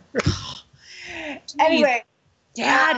So I went down. I drove with Quinn. She went on the bus with her friends. I've never driven on the big highways down near Toronto because they're just busy and scary and they freak me out. I'm already kind of a nervous driver, but I did it by myself. Good Super job. proud. The kids were awesome. They did a really good performance. The day was great. The weather was fantastic. Logan went on rides I thought she would never go on. She's a big fraidy cat. And she went, the last ride that she picked, it was a 50-foot. They went up 50 feet and they were spinning around in a circle. So my pick from that is... And then I drove home by myself. And you did, yes. So my pick from that is that the kids are liking roller coasters. So yes. when we go to Disney World in 2020... they'll be ready to go. So yes. it's nice. Okay, question. How old Logan is? 12. She's not 15. She's 12. Okay, that's the same age I was when I started liking roller coasters. She didn't like them for the first part of the day. One of her best friends was getting a little PO'd because she was like, I want to go on rides with you. And Logan's like, I don't want to go on any rides. We took her on Thunder Run, which is old wooden coaster, but it goes through this mountain at the center of Canada's Wonderland. And we were like, that's basically what a roller coaster is. And she's like, oh. Well, it wasn't bad. The worst part is you were screaming the whole time. That was the worst part. I was like, it was scary. It was dark. So then she went on all these sorts of rides the rest of the day. It was great. Yeah. Well, all righty then. Rudy, do you have a pick or pan for the week? I've got a pan for the day. It's called Hornets. Yeah, I saw your post. Okay, so let me tell you about the story. I get up this morning. I'm like, is that why we don't have video, by the way? Huh? Is that why we don't have video? No, actually, it's healed up quite well. But I did take a 2-hour nap today from the excessive Benadryl I took. Okay, so I mow the front yard. I go in the backyard and I go to mowing this thing. And I mean, out of nowhere, I thought something was like flying up from the lawnmower, like at my face. So I immediately move real quick, and then I feel it. I'm just like getting punched in my lip. Oh Jesus! Yeah, I mean it's like okay, like of course I've got a goatee, so like there's like that little bit of hair right at my bottom lip there. I don't know if it was 1 or 2. I think it was 2 because I have 2 spots there where I got hit there, and then on my right tricep because I was wearing a sleeveless shirt. I mean I'm like of course I'm like freaking out, slapping my face and running around the yard to get these things off of me. Yeah, it sucked. My lip would, it was like I was Bubba Gump very quickly. So it was, ice pack on the mouth and Benadryl. Oh yeah, so that prompted the wasp knot and the video that some of you have probably seen on Facebook. Yes, I have seen the video. It is rather ridiculous. It is, So, hey. Where were they? Did they come off the house or? Well, what I found later on, because I went back about an hour later, because I dang sure didn't want to go back right then. We bought a new house in this last year, and this fence, all the fence posts are on the inside, so there's a little gap between the fence post and the fence planks. And as we did some investigating, behind 4 different fence posts, there were hornets' nests in the backyard. And I've got a big backyard. Yeah. Oh yeah. So I went and told both my neighbors on either side because I'm like I set off the chain reaction every time I mow. Then both of them go to mowing. I said, hey, y'all be careful in your backyards. Check your fence posts first because I got here I am, Bubba Gump. So. Anyhow. Yeah, if it went on your fence, I'm surprised you didn't just like freaking go grab hairspray and like a lighter and just fucking go after it with fire. Dude, after I got hit like 3 times right at the same time, I was like, to hell with that. I'm not going to the backyard. Screw this. Yeah. Damn. Yeah, I saw that post and I was like, oh, that sucks. Yeah, it sucked. I was pissed. But I got my revenge. It's okay. There you go. That is our show for the week, ladies and gentlemen. If you would, please give us a 5-star rating on iTunes, Stitcher, or Google Music. Would help out a lot. Normally, we record the show live on YouTube on Saturday nights. This week, we had to move it to a Sunday night. Our next show, I don't know if we'll be live or not because we'll be recording it from what used to be Guys Weekend, which is now being rebranded as Geeks Weekend because we have some ladies there. What are you giving me a finger for? You're going to be there, right? I'm not giving you the finger. I'm just saying that. Fuck off. I can do whatever I want. I can go to Guys Weekend. That's okay. So we're going to be doing it from there. Like I said, I don't know if we're going to be broadcasting it or not. We may or may not. We'll see. But yeah, so we'll be doing a show from there, and then we'll go back to our normal Saturday night. So you can, of course, follow us at Epically Geeky on Facebook, Instagram, and Twitter. And, of course, check out everything at epicallygeeky.com. Where can we find you online, Lainey? Hi, you can find me on Twitter and Instagram at It's a Lainey Bird. I'm getting a little bit better at Twitter. Only slightly. But I have a little bit more time on my hands right now because it's summer. So look out for those. You can link the accounts and just when you post on Facebook, on Twitter, on Instagram, post to Twitter, right? Oh, dear. 2 birds with 1 stone? Oh, just saying. Okay, whatever. Ray, where can we find you online? Lake Life Artist on Instagram is probably the best one, and then obviously here on Epically Geeky. What about you, Chris? Here in Epically Geeky, and then on Instagram at Cedar Birch Cottage. Rudy, where can we find you? You can find me at StevensB29 in most places, but you can also find me on Etsy at The Geek in the Mirror. Oh, okay. Real quick before I wrap up, we should be recording a new episode of the Marginally Geeky Show this coming Wednesday, where we'll be talking about the second book in the Magic 2.0 series, Spell or High Water. So if you would join us for that one. You said it. She said she's going to get caught up. So, and then of course you can find me online, my individual wacky adventure at Optimus Gene on Facebook, Instagram, and Twitter. For everyone on the site, have a good night.